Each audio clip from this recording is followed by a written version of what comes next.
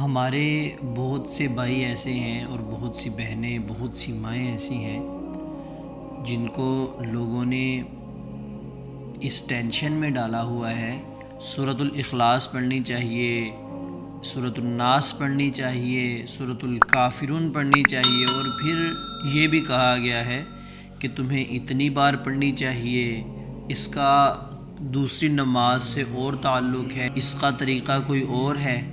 تو اس طرح کی نا جی بہت زیادہ ٹینشنیں، مطلب بہت زیادہ پتہ نہیں جی تہجد کی نماز کیا ہوتی ہے، کیسی ہوتی ہے، اس کا دعا مانگنے کا طریقہ کوئی علیحدہ ہوتا ہے۔ نہیں، ایسا بالکل بھی نہیں ہے، کیونکہ جن لوگوں نے یہ باتیں پھیلائی ہوئی ہیں ان کی وجہ سے بہت سے لوگ تہجد کی نماز ہی نہیں پڑھتے۔ وہ کہتے ہیں کہ پتہ نہیں کس طرح پڑھنی ہے، تو اس کا طریقہ تو ہمیں نہیں آتا۔ تو آج ہم یہ جانیں گے کہ تہجد کی نماز میں کون سی سورت پڑھنی ہے اور کتنی بار پڑھنی ہے، اور کیا اکیلی سورۃ الاخلاص پڑھنے سے تہجد کی نماز ہو جاتی ہے یا نہیں۔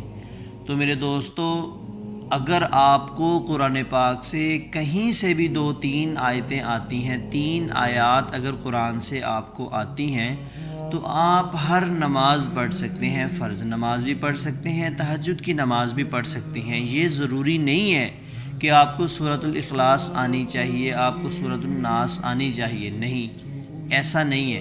لیکن افضل یہ ہے، جس طرح ہم نے 4 سنتیں ادا کرنی ہوتی ہیں، اس کے اندر ہم 4 سورتیں پڑھتے ہیں، ٹھیک ہے؟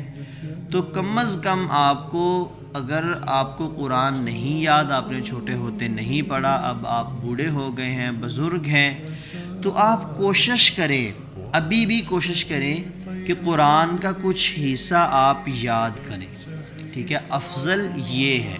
ویسے بھی بندے کو یاد ہونا چاہیے قرآن پاک۔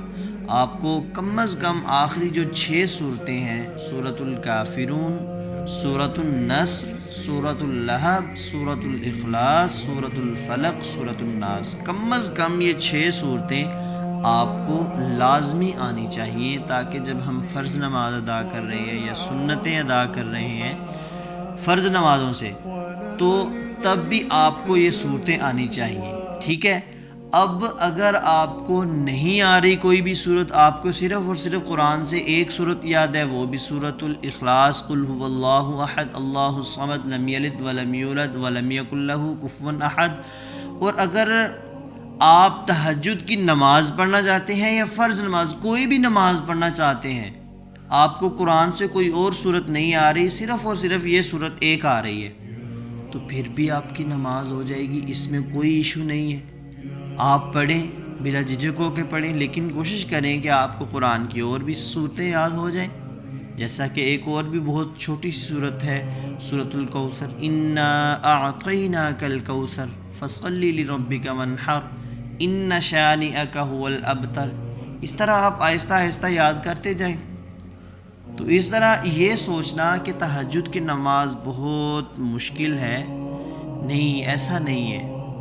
آپ اس کو پڑھنا سٹارٹ کریں، اپنے نفس کو ماریں، کسی طریقے سے بھی نیند سے اٹھیں اور اس نماز کو شروع کریں۔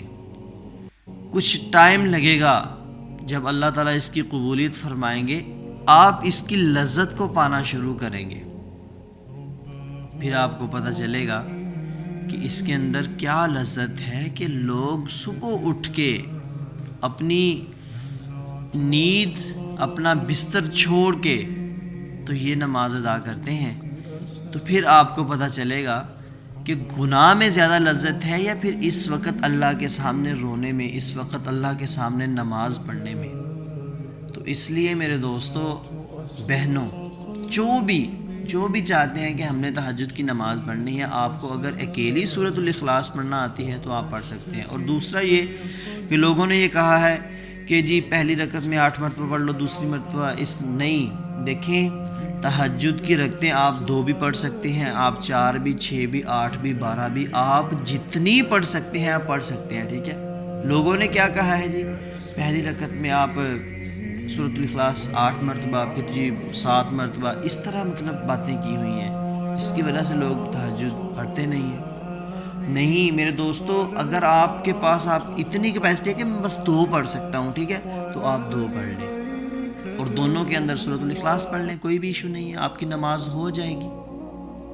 اور دوسرا یہ کہ اگر آپ تہجد کی نماز ادا کرتے ہیں یا آپ نے آج سے ارادہ کر لیا کہ میں تہجد کی نماز ادا کروں گی، تو آپ نے اس کے بعد اللہ سے کم از کم آدھا گھنٹہ 45 منٹ یہ بچانے ہیں صرف دعائیں کرنے کے لیے، بجائے کہ آپ 2 رکعتیں پڑھیں، 4 پڑھیں، 6 پڑھیں، 12 پڑھیں، جتنا آپ کا مطلب دل کرتا ہے پڑھ لیں، لیکن دعائیں اللہ سے خوب کریں۔ اس وقت اپنے گناہوں کی معافی مانگیں، آپ کو جو ضرورت ہے اس دنیا میں اللہ سے مانگیں، انشاءاللہ اللہ تعالیٰ آپ کو ضرور دے گا۔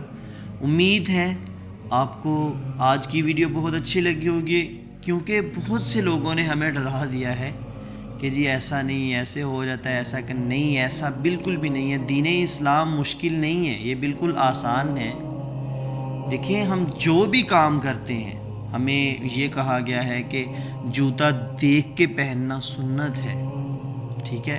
اس میں کس کا فائدہ ہے؟ اس میں اللہ کا یا نبی کا فائدہ تو نہیں ہے، فائدہ تو ہمارا ہے۔ اگر ہم اس کو دیکھ کے نہیں پہنیں گے، جھاڑ کے نہیں پہنیں گے، اگر اس کے اندر کوئی چیز ایسی ہو جو بندے کو ڈس لے، تو اس میں کس کا نقصان ہے؟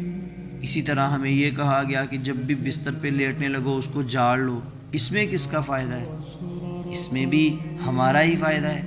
اسی طرح ہمیں یہ بھی بتایا گیا کہ پانی دیکھ کے پی لیں، اس میں کس کا فائدہ ہے؟ ٹھیک ہے، فائدہ ہمارا ہے اور نیکیاں بھی ہمیں مل رہی ہیں۔ امید ہے آپ کو ضرور میری بات کی سمجھ آئی ہوگی۔ جزاک اللہ خیر۔ السلام علیکم۔